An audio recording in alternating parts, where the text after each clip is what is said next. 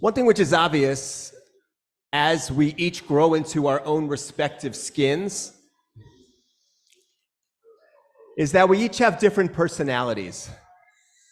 Some of us are very extroverted, some of us are more introverted, some of us love to step into conflict, some of us like to stay away from conflict. Some of us approach the world with a kind of frustrated anger. Some of us approach the world with a gentle and welcoming spirit, especially when we are confronting challenges. We may say to ourselves, what is it that I can do to be helpful? Maybe I am not the most outspoken person in the world. Maybe I'm not a risk taker. Maybe I don't have the kinds of connections. Prime ministers and presidents don't return my texts when I reach out to them. Still, what can I do? And we are all feeling, I believe, a kind of confluence of frustration, of upset, of worry, of sadness at what is happening in Israel, which is continuing, at the rise of anti-Semitism that we're experiencing here, certainly on university campuses. And no matter our personality, no matter who we are, what is it that we can do? So I want to take us back thousands of years, and then I'm going to jump right back to the present. Rabbi Schweber mentioned these two individuals last night. I just want to spotlight them for a moment. There were two individuals who did not ask for the spotlight, who found themselves in a very significant situation where they had the opportunity to do something very important, which they did. And I'm speaking of two women who were midwives to the ancient Israelites. Being a midwife is very hard work, but usually it's not done publicly, and usually you don't get public recognition for it. So these two midwives were called into Pharaoh's palace, and Pharaoh had planned that he was going to ask them when a baby was born to check whether it was a boy or a girl, and if it was a boy, to destroy the boy, and if it was a girl, to let the girl live. And we read, that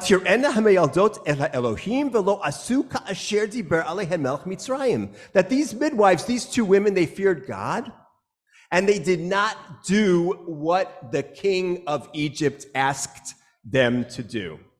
So what happens next? He says to them, why didn't you listen to me? And they said, oh, here's what happened. These Israelite women, they are chayot. Now, our book translates it, they are vigorous, but he kind of said they are animals. They are not like the Egyptian women. By the time we discovered what was happening, by the time we arrived at the scene, the children were already born. What did they do here? Think about it. You have, on the one hand, principle.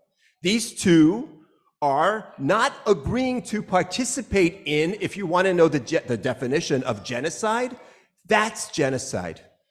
Deliberately setting out to kill certain individuals systematically, they did not participate in that. That's principle. But guess what they also had? Strategy. Principle alone doesn't get you from point A to point B. They had a strategy, and what did they do? They told a little lie, and they appealed to his prejudice, which was brilliant. They understood that he would probably favor the Egyptian women. He already thought negatively of the Israelite women, and so they fed right into that, and they used that strategy in the service of their larger principle. Genius. Where did they have the presence of heart and the presence of mind to be able to do this? It is incredible. Now, I'm asking you to try to put yourself in that situation. Would you, had you been called to the palace, have had the presence of heart and the presence of mind? Would you have brought the proper principle and the proper strategy to that moment? And I assure you, they did not expect to have to do this. They thought they were just going to have to do their admittedly difficult jobs, but were not going to be called into this crucial existential moment. And then, of course, you have the daughter of Pharaoh, and you have the daughter of Pharaoh, and the sister of Moses, and the mother of Moses. By the way, what do all of these people have in common? They are all women.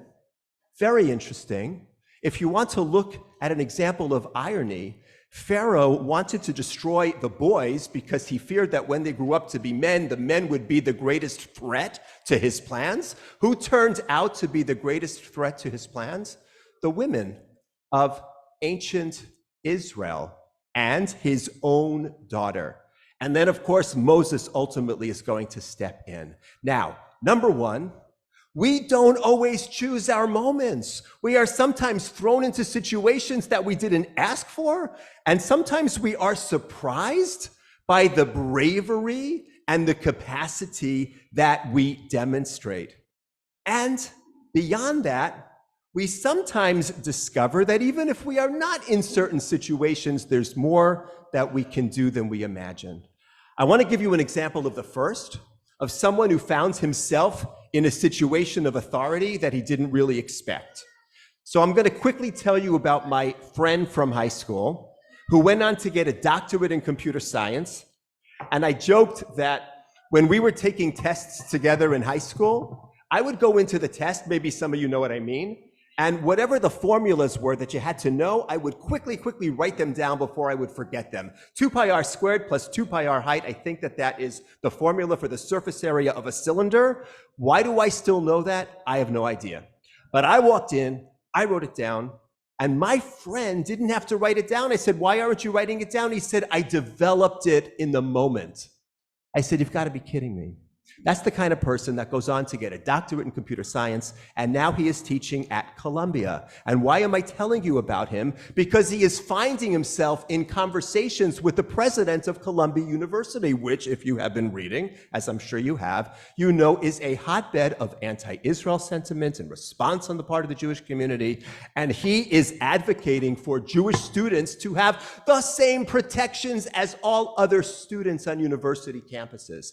And if you had asked him, did you expect that you would be sitting opposite the president of Columbia University when you were getting your doctorate in computer science? He probably would have said, absolutely not. We sometimes find ourselves in situations that we didn't ask for, and we surprise ourselves by rising to the occasion. But the second thing I want to tell all of us is that we don't have to be sitting opposite university presidents. We don't have to have a connection to leaders of state. We can participate, we can donate, we can join the efforts of our Israel Affairs Committee, we can make sure to have the names of the hostages in our hearts and on our tongues. And you know what else we can do? If you know anybody in Israel, call them and text them, and don't be afraid that you're bothering them, because they want to hear from you. They truly do. Our friends in Israel, every time we call, they're like, thank you, because you know what? They're not okay. They may say, sure, we're doing what we have to do, and of course they're doing what they have to do, but they're not okay. They are still in the trauma. They are not even post-traumatic. That is something any one of us can do. You don't have to have connections. You don't have to have great resources. You can just step forward. I assure you, in ancient Egypt, every single night, parents were putting their children to sleep and saying, it's going to be okay. We're going to get up the next morning. We're going to do what we have to do. It's going to be okay. You don't have to be at the top of whatever pyramid, excuse the expression, might exist in order to be able to exert your own influence and leadership. We all have a role to play. So I want to say to each of us, Moses, as Ethan beautifully pointed out, he was not confident in his own voice. He said, "Chvad peh uchvad lashon anochi," I can barely speak. And he found his voice. And two women who expected to be delivering children and not called into the palace, they found their voice. And the daughter of Pharaoh, she found her voice.